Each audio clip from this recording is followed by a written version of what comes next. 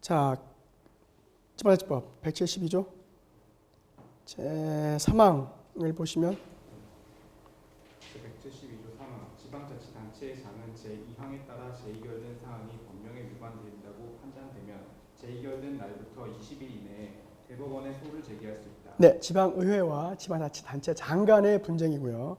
169조 제2항 제169조 2항 지방자치단체의 장은 제1항에 따른 자치 사무에 관한 처분의 취소 또는 정지에 대하여 이의가 있으면 그 취소 처분 또는 정지 처분을 통보받은 날부터 15일 이내에 대법원에 소를 제기할 수 있다. 네, 그래서 지방자치단체 장과 중앙행정기관 간의 법적인 문제에 대해서 역시 대법원이 다룰 수 있습니다. 자, 비상계엄 하에서의 군사재판, 그 다음에 대통령, 국회의원 등의 선거, 당선 소송, 그 다음에 지방자치단체 소송, 지방자치단체 장과 지방의회 간 혹은 지방자치단체 장과 중앙행정기관 간의 소송은 대법원에서 다루고요. 하나 더 하면 국민투표에 관한 그 효력도 역시 국민투표법에 따르면 대법원에서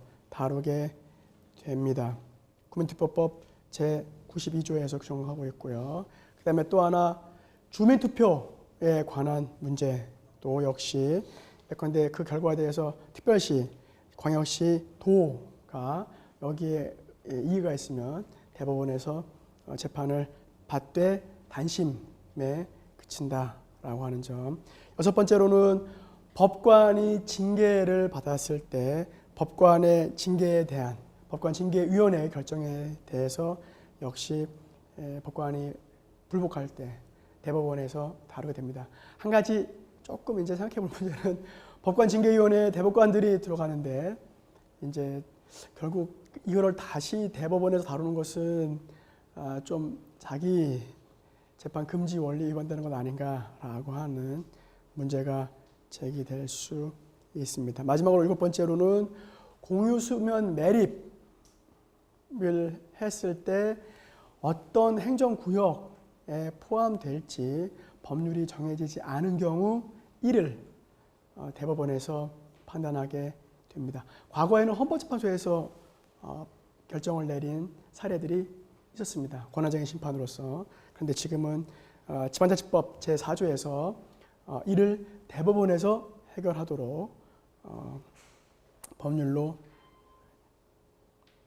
규정하였습니다. 자, 이 정도가 제1심 사건이자 단심 사건으로서 대법원에서 결정하는 경우, 자, 비상계엄 하에서의 단심 재판 외에는 대부분 다 대법원에서 하기 때문에 큰 문제가 없는데 비상계엄의 경우에만 단심이면서 대법원이 개입하지 않기 때문에 좀 문제가 있다라고 말씀을 드릴 수 있습니다. 자, 그 다음 지금은 이제 신급제도에 관한 것이었고요.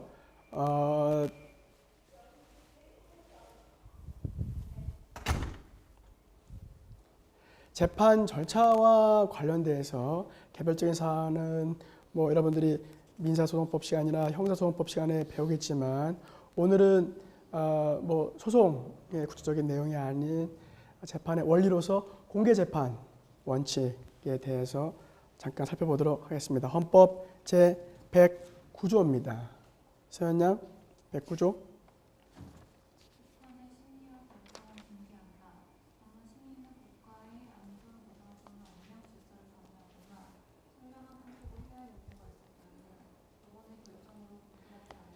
네, 공개재판 원칙이라고 하는 것은 변론이라고 하는 것은 기본적으로 소송 당사자가 재판관, 판사 앞에서 서로 공방을 벌이는 것을 말하고요. 그 다음에 판결이라고 하는 것은 법원의 최종적인 결정을 판결이라고 말할 때 변론과 판결, 그러니까 재판장 앞에서의 고소인 측과 피고소인 측 또는 뭐 검사와 피고인 간의 기본적인 법적인 분쟁에 대한 논란 또는 주장을 하는 것이 반드시 공개되어야 한다 이 말입니다. 왜 공개재판의 원칙이 인정이 되어야 되느냐? 본래 공개 재판의 원칙은 특히 형사 사건에 있어서 당사자에게 공정한 재판을 받을 권리를 보장하기 위한 것이었습니다. 특히 뭐 여러분들 뭐 이해하실 수 있지만은 중세 시대뿐만 아니라 과거 재판이 공개되지 않으면 재판장이 마음대로 재판 당사자들을 좌지우지하고 또 공정하지 못한 재판을 수행할 가능성이 상당히 높다. 그래서 특히 프랑스 대혁명 이후 재판 과정에 재판정에 시민들이 참여할 수 있도록 보장함으로써 판사가 귀족 내지 왕의 눈치를 본다거나 자의적인 재판을 할 수 없도록 통제하는 장치였습니다. 자, 공개하되 이제 문제는 그러면 공개하되 어디까지 어떻게 공개할 것인가 하는 것이 문제입니다. 과거에는 워낙 형사재판이 이제 자의적으로 이루어졌기 때문에 그런 공개의 필요성이 인정이 됐는데 오늘날 그럼 여전히 모든 것을 다 공개할 거냐? 한 가지 생각해 볼 것이 형사재판이라고 하더라도 피해자의 어떤 보호가 필요한 경우도 대표적으로 성폭력 사건들 같은 경우도 거기에 해당될 수 있고요. 또 사실 당사자가 이것을 공개하는 것이 오히려 더 당사자의 재판에 불리하다고 인정될 경우 예컨대 법적으로 보면 그렇게 심한 처벌을 받지 않을 수 있는데 공개함으로써 국민들의 여론에 오히려 공분을 살 가능성 때문에 오히려 피고인에게는 공개하지 않는 것이 유리할 수도 있는 상황이 된다면 그렇다고 한다면 그것은 달리 봐야 되지 않을까. 자, 기본적으로 형사사건은 공개하는 것이 맞겠지만 예외적으로 피해자의 경우 등은 생각해 볼 수 있겠다. 두 번째, 민사재판의 경우도 특히 가사소송은 좀 생각을 해봐야 되지 않을까. 그죠? 뭐 저희들 연예인들의 이혼 문제에 항상 관심이 있잖아요. 그 다음에 유명 기업인들, 그죠? 그런 사람들의 셀러브리티스들의 이혼 소송에는 관심이 있는데 그들 본인들의 사생활이기 때문에 공개하고 싶지 않아요. 그렇다고 한다면 민사 재판의 경우에도 역시 마찬가지로 공개하기 어려운 부분이 있겠다. 즉 공정한 재판을 받을 재판 당사자들의 권리도 문제가 되기 때문에 오히려 공개하는 것이 재판 당사자들에게 더 불리하다고 한다면 생각을 해봐야 되지 않을까 생각을 하고요. 그 다음에 행정재판이 그렇다면 가장 공개하기에는 큰 무리가 없겠다. 왜냐하면 국가와 개인 간의 이제 권한관계라고 한다면 행정재판은 조금 더 공개하기 쉽지 않을까 이런 생각을 해볼 수도 있습니다. 공개의 범위와 관련돼서는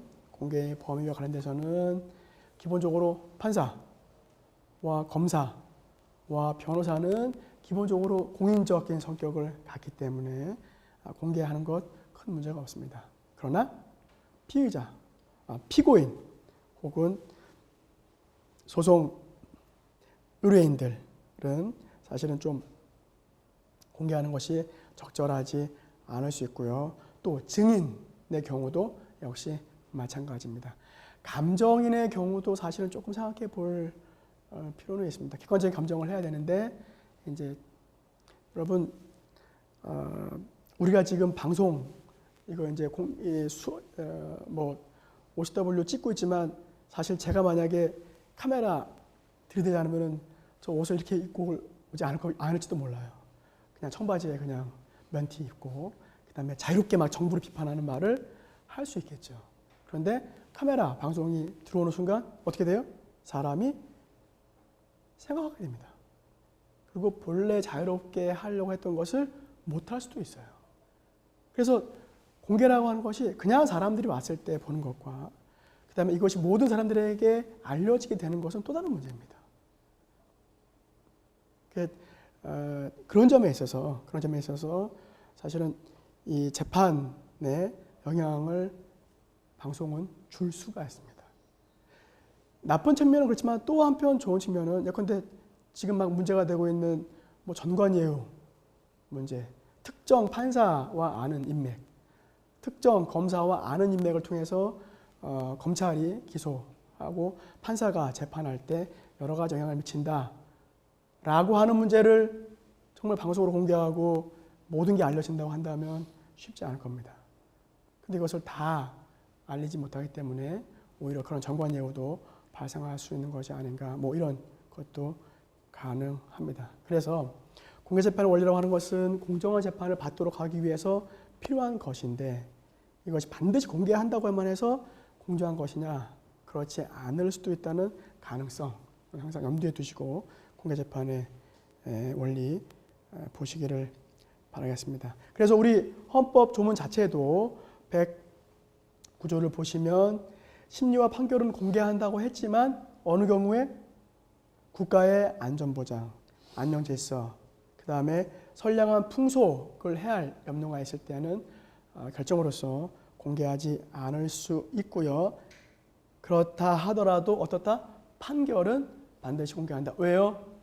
변론 과정은 여러 가지 소위 말하면 모든 사람에게 알리기에 부담스러운 내용들이 있을 수 있습니다. 그러나 판결이라고 하는 결정, 최종 내용은 사실 공개한다고 해서 크게 문제될 것은 없습니다. 특별한 비밀이 나올 것도 아니고요. 그래서 판결은 반드시 공개한다. 한 가지 조심할 것. 공개한다고 할 때 공개라고 하는 것은 누구든지 법정에 와서 그 재판을 볼 수 있는 가능성을 열어놓은 것을 말하는 것이지 모든 사람이 반드시 와서 보아야 하는 것은 아닙니다. 그 점에 있어서 공개재판을 받을 권리 마찬가지죠. 우리 지금 수업이 공개 수업이라고 하더라도 뭐가 한정되어 있어요? 공간이 한정되어 있어요. 그러면 다 들어올 수 없습니다. 그렇다고 한다면 일정한 제한을 해야 되고요. 뭐 그런 문제를 생각해 본다면 공개재판이라고 하는 것은 누구나 와서 볼 수 있는 가능성이 보장된 것이지 반드시 다 와야 되는 것은 아니라고 하는 점 여러분들 기억하시기 바랍니다. 그래서 예컨대 법정의 사정에 따라서 과거에 전두환 노태우 대통령 12.12 사태, 내란 외환과 관련된 이 재판 당시 모든 사람들이, 많은 사람들이 그 재판을 구경하고 싶어 했어요. 하지만 재판정은 일정하게 좌석에 안전되어 있기 때문에 방청권을 발부해서 방청권 받은 사람만 와서 재판에 참여할 수 있었는데 이것이 국민들의 알 권리를 제한한 것이 아니냐? 아니, 우리 대법원은 기본적으로 방청권 소지자에게 방청권을 허용하는 것은 공개재판의 원리에 위반되지 않는다고 대법원은 판결을 했습니다. 자, 공개재판 원리 제109조는 여기까지입니다. 그 다음으로 볼 것이 사법권의 독립입니다. 제가 지난 시간에 법원은 입법, 행정과는 달리 권력분립 원칙에 있어서 조금 다른 의미를 담고 있다라고 말씀드렸습니다.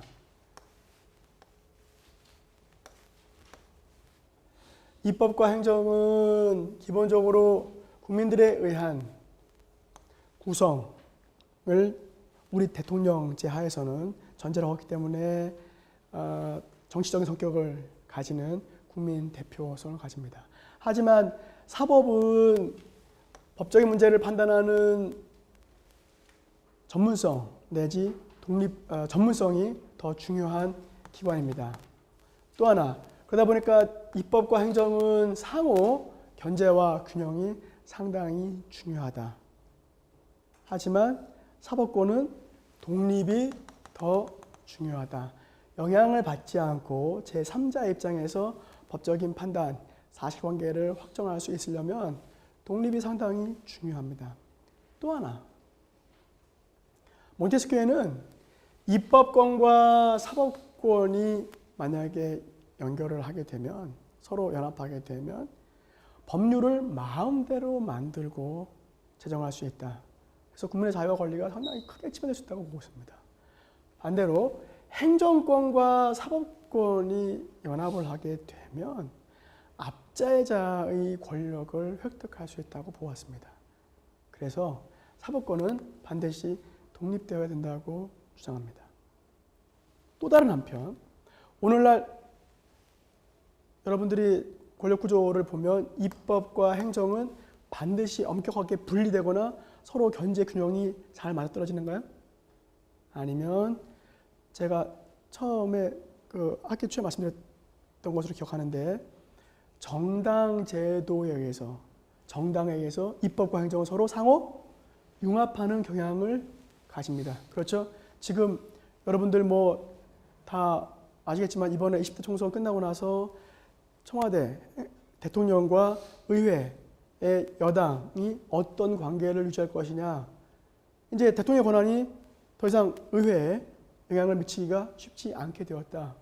근데 만약에 여대 야소였다면 그러면 대통령이 당연히 의회 영향을 많이 미칠 수 있고 입법과 행정은 서로 정당을 통해서 연합될 수 있습니다.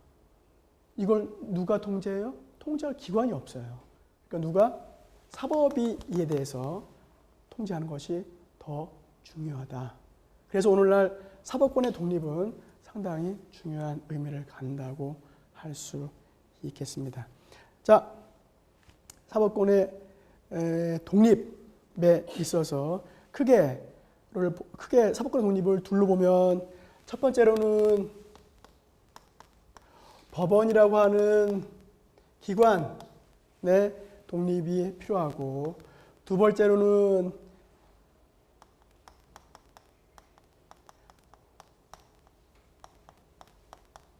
사법작용 뭐예요? 재판이라고 하는 작동의 독립이 중요합니다. 그래야 독립을 제대로 이룰 수 있습니다. 법원이 기관이 독립해야 되고 재판, 기능적인 독립이 이루어져야 됩니다. 기능적 독립은 다시 우리 이제 교과서 등에서는 재판의 독립과 법관, 재판을 수행하는 법관의 독립. 그래서 보통 교과서들에서는 법원의 독립, 재판의 독립, 법관의 독립 이 세 가지를 합쳐서 사법권의 독립이라고 이야기를 한다. 먼저 기관으로서 법원의 독립입니다. 법원은 국회와 관련성을 맺을 수 있습니다. 어떻게 맺을 수 있어요? 법관의 임명에 누가 관여합니까? 국회가 동의를 하면서 관여를 합니다. 한 가지 국회가 직접 임명하는 것은 아니기 때문에 사실 이것은 국회가 법원에 영향을 미치는 것이 아니라 정확히는 누구에게? 대통령의 임명권에 통제를 가하는 것이다. 이렇게 볼 수 있겠습니다. 또 두 번째로는 국회는 국정조사를 통해서 법원을 통제할 수 있습니다. 다만 국정조사도 뭐는 할 수 없어요? 재판 자체는 관여할 수 없다. 그래서 일정하게 국정조사의 한계를 둠으로써 사법권의 독립을 보장하고 있습니다. 세 번째로 법원의 조직이나 법률의 절차, 소송의 절차 등과 관련해서 입법권을 행사할 수 있는데 이에 대해서 우리 법원조직법에서는 우리 지난 시간에 배웠죠. 어떤 권한이 있어요? 국회에 법률안을 입법 의견을 낼 권한이 있습니다. 그래서 국회가 법률을 제정하더라도 법원이 일정하게 의견을 제출할 수 있는 권한을 법률로 인정하고 있습니다. 지난 시간에 잠깐 말씀드렸지만 비교법적으로 미국은 이와 관련해서 어떻게 한다고요? 미국 사법회의에서 전체 법관들의 사법회의, 특히 이제 어떤 특정 위원회에서 소송 절차에 관한 내용을 합의하면 그래서 어떻게 소송 규칙을 정해야 되겠다라고 정하면 이를 미 연방의회에 보고합니다. 우리 이렇게 소송 절차 진행할 것인데 니네 혹시 의견 있으면 법률로 정해. 그리고 연방의회가 특별한 의견을 표시하지 않으면 그 규칙이 그냥 소송 절차로서 확정이 되는. 그래서 소송 절차를 법원 내부에서 직접 정할 수 있는 권한이 있는데 우리는 아직 그렇게까지는 인정되고 있지 않다. 권력분리 원칙에서 본다면 어떤 측면이에요? 권력기관의 내부 절차를 규정하는 것이기 때문에 사실 뭐 문제가 있는 것은 아닙니다. 그리고 입법권으로서 그 절차에 대한 통제를 할 수 있기 때문에 큰 문제는 없는데 우리는 아직 뭐 그렇게까지는 아니고 소송 규칙을 정하더라도 어떻다? 헌법과 법률에 위반되면 안 되는 한계를 두고 있습니다. 자, 한 가지 뭐 이미 배웠지만 국회는 법원의 재판 결과에 대해서 어떻게 할 수 있어요? 법률로 그 효과를 무력화시킬 수도 있습니다. 법률을 개정하고 폐지하는 것을 통해서. 자, 두 번째로는 행정부와의 관계입니다. 대통령과의 관계에서 대법원, 대법관의 구성을 대통령이 임명권을 행사한다는 것이 가장 큰 독립성에 있어서의 문제라고 할 수 있겠습니다. 사실 임명권자가 누구냐에 따라서 임명권자의 눈치를 안 볼 수가 없습니다. 개인적인 헌법 정책적인 측면에서 본다면 임명은 대통령이 하더라도 사법권의 독립을 위해서는 대법관 내지 대법원장은 누가 법관들 스스로 선출 혹은 선발한다든지 혹은 민주주의 정당성을 갖는 입법부에서 대법관들을 추천하고 뭐 임명하는 것은 어떨까 그런 입법 정책적인 헌법 정책적인 주장은 해볼 수 있겠습니다. 두 번째로 또 영향을 받을 수 있는 것은 법원의 예산. 제가 말씀드렸죠. 독립성 가지려면 뭐가 중요하다고요? 재정적 독립이 중요하다고요. 여러분들이 부모님으로부터 영향받지 않으려면 어떻게 해야 돼요? 돈 많이 벌어야 돼요. 저도 우리 아이들한테 그래요. 억울해? 그럼 빨리 자립해서 돈 벌어. 아직 중학생인데. 안 그러면 계속 제 밑에 있을 수 있으니까 저도 부담되고 그래서 이제 빨리 자립을 시켜야. 근데 뭐가 필요해요? 재정적 독립이 필요하죠. 그런데 만일 예산에 관한 권한을 정부에서 주고 있으면 어떻겠습니까? 법원이 정부의 입장에 별로 달갑지 않은 판결들을 할 때 예산을 가지고 통제할 수 있어요. 그렇기 때문에 이 점에 있어서 예산의 독립이 상당히 중요한데 물론 국가재정법에서 독립기관의 예산에 대한 독립성을 보장하려고 애를 쓰고 그다음에 법원조직법 맨 마지막 조문일 겁니다. 82조인가에서도 보면 사법권, 법원의 예산에 관해서는 독립성을 보장하도록 법원조직법에 규정이 되어 있습니다. 법원조직법 82조인가요? 네, 규정이 되어 있습니다. 미국의 경우에는 법관의 봉급은 줄일 수 없도록, 삭감할 수 없도록 일정한 제한을 둠으로써 예산에 있어서 경제적인 부분에 있어서 정부의 영향을 받지 않도록 규정을 해놓고 있습니다. 그다음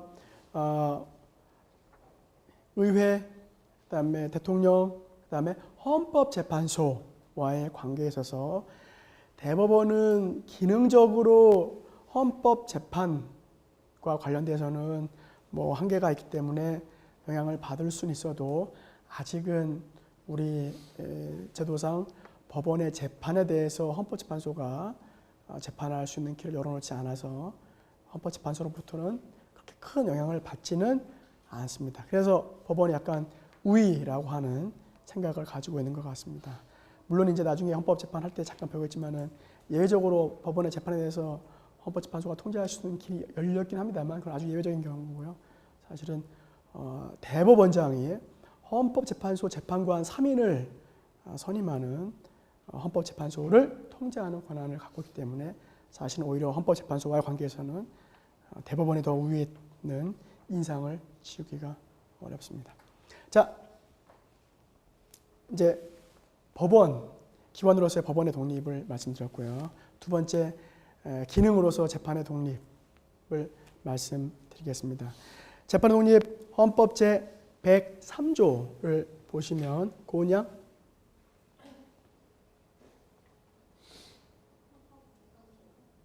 네.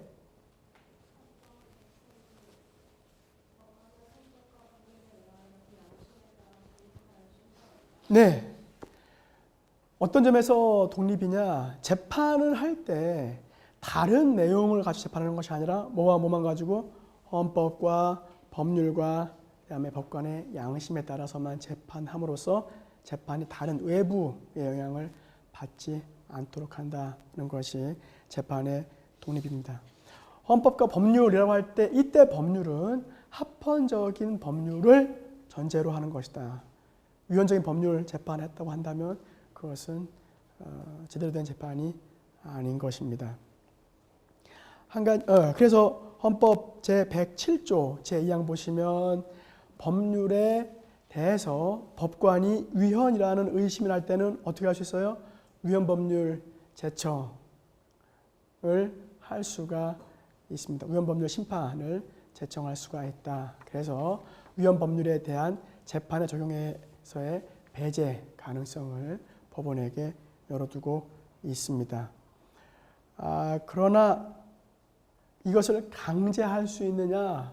강제하기는 어렵습니다. 그러니까 법원 스스로, 재판관, 법관 스스로 위헌이라고 판단하지 않는 이상 헌법재판소가 그 법률에 대해서 적용을 배제하도록 강제할 방법은 없다는 점이 약점으로 제기가 될 수 있고요. 법률이라고 했을 때 이때 법률은 형식적인 법률 외에도 관습법이나 조리도 다 포함된다고 할 수 있겠습니다. 다만 형법에서의 중요한 원칙인 것처럼 관습법은 형사재판에서는 당연히 인정되지 않고요. 이제 관습법이나 조리는 민사나 행정에서 정도만 인정이 되는 것입니다. 또 하나 약간 논란될 수 있는 게 자연법은 어떻습니까? 라고 물어보시면 자연법은 역시 그 개념상 문제가 있기 때문에 대법원 판례에 근거를 준다면 자연법에만 근거해서는 재판 규범으로 사용할 수 없다는 것이 우리 대법원 판례의 내용입니다. 자, 문제는 양심에 따라 재판한다고 하는데 이때 양심은 뭐냐? 이때 양심은 법관 개인의 인간적인 양심이 아닙니다.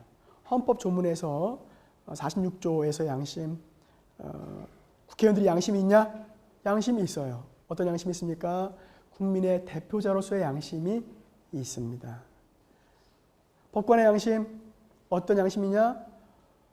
법관 개인의 양심이 아니라 법적인 문제를 다루는 법 전문가로서의 양심을 의미합니다. 그래서 이런 것을 직업적 양심이라고 이야기합니다. 재판과 이 재판을 담당하는 법관의 본질 내지 기능 등에 대한 법관으로서의 사고 또는 윤리 등에 따른 양심이지 개인의 윤리적인 양심을 말하는 것은 아닙니다. 그래서 공평무사하게 재판을 해야 된다고 하는 그런 어떤 법관으로서의 사명 등에서 도출되는 양심입니다.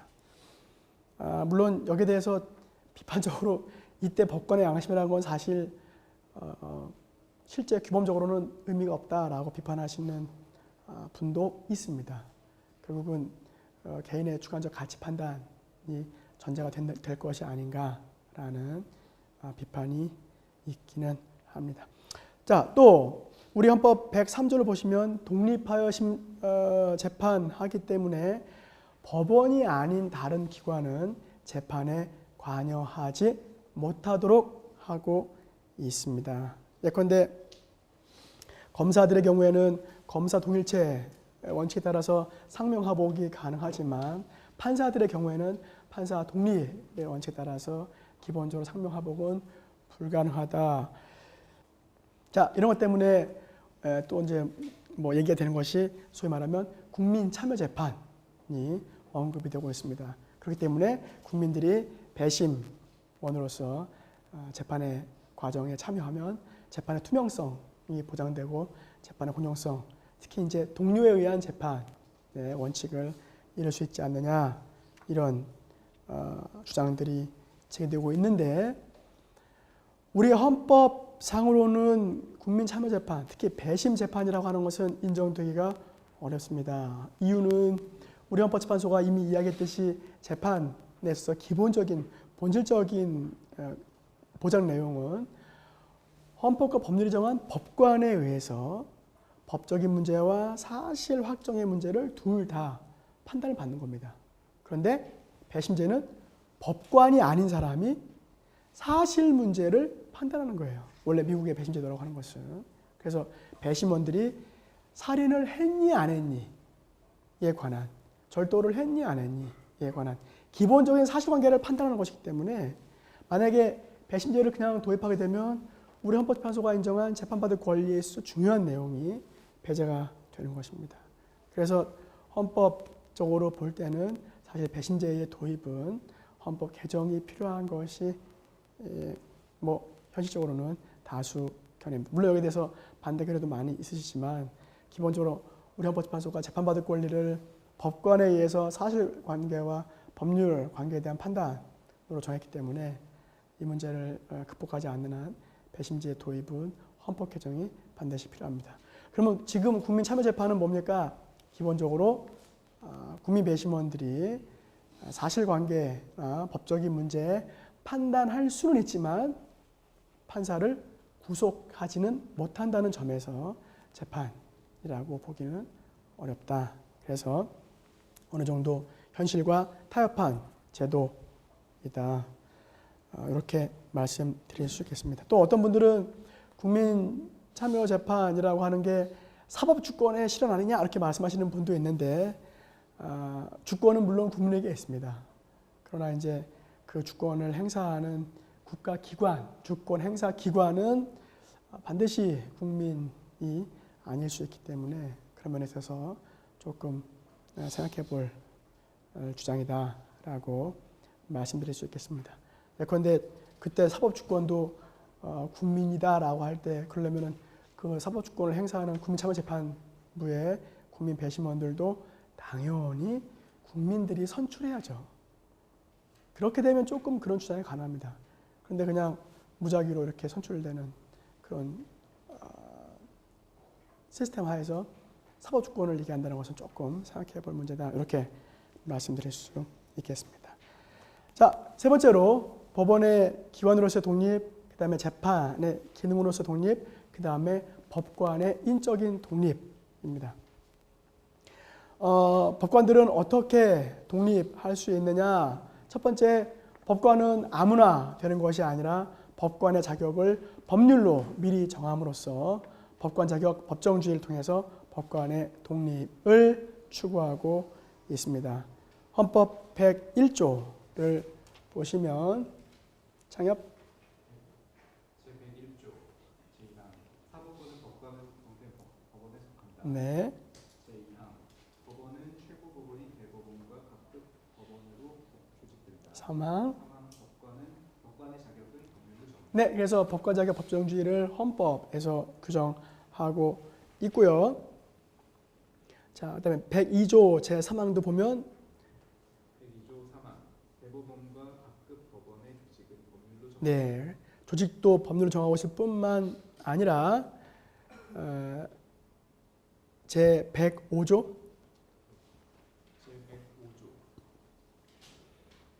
3항 아니 105조 105조 1항 대법원장의 임기는 6년으로 하며 중임할 수 없다. 네, 2항 제2항 대법관의 임기는 6년으로 하며 법률이 정하는 바에 의하여 연임할 수 있다. 네, 3항 3항 대법원장과 대법관이 아닌 법관의 임기는 10년으로 하며 법률이 정하는 바에 의하여 연임할 수 있다. 제4항 법관의 정년은 법률로 정한다. 네, 주정 106조 106조 제106조 법관은 탄핵 또는 금고 이상의 형을 선고하지 아니하면 파면되지 아니하며 징계처분을 하지 아니하면 정직감고 기타 불리한 처분을 받지 아니하며 2항 법관이 중대한 심신상의 장애로 직무를 수행할 수 없을 때에는 법률이 정하는 바에 의하여 퇴직하게 할 수 있다. 네, 이 조항들이 전부 다 법관과 관련된 이런 것들을 법률로 정함으로써 다른 개입의 여지가 없도록 법관을 보호하고 있습니다. 보호하고 있다. 기본적으로 법관 자격은 법원조직법에 규정되어 있습니다. 법원조직법 제42조를 보시면 뭐라고 되어 있습니까? 법원조직법 제42조 유지양 혹시 찾으셨나요?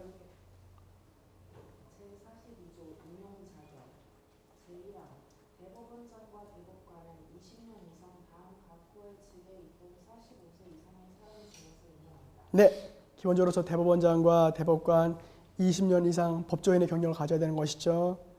그 다음에 제2항 제2항 판사는 10년 이상 제1항 각호의 직에 있던 사람 중에서 임용한다. 네, 과거에는 이제 사법연수원 마치면 판사 임용을 했는데 법원조직법 로스쿨 도입과 관련해서 기본적으로 앞으로는 경력 법조인만을 판사로서 그래서 더 이상 젊은 영감들은 나오지 않는 시스템이 갖추어지게 되었습니다. 자, 그러면 변호사는요? 변호사법 제4조에서 변호사에 대한 자격을 규정하고 있습니다. 한번 잘 보시기 바랍니다. 어떻게 변호사 자격이 주어지는 겁니까? 변호사법 제4조 규백. 다음 각호의 어느 하나에 해당하는 자는 변호사의 자격이 있다. 네, 어느 하나에 해당하는 겁니다. 제2호 사법시험에 합격하여 사법연수원 과정을 마친다. 사법시험 합격, 그다음에 사법연수원 과정. 근데 앞으로 이제 없어지죠? 이거 제2호 판사나 검사의 자격이 있는 자. 한 가지 재밌는 게 판사나 검사는 어떻게 자격을 얻는데요? 3호 제3호 변호사 시험에 합격한 자. 네, 변호사 시험 합격자. 앞으로 여러분들이 변호사 시험 합격하면 변호사가 됩니다. 판사나 검사는 어떻게 자격을 얻어요? 법원조직법 몇 조에 있어요? 아까 판사 어떻게 한다고요? 10년 이상 법조인 경력. 그럼 어떻게 법조인 경력 얻는데요? 어떻게 얻어요? 검사는요? 검사는 검찰처법 몇 조에 있어요? 29조. 보시면 지원군 검찰처법 29조.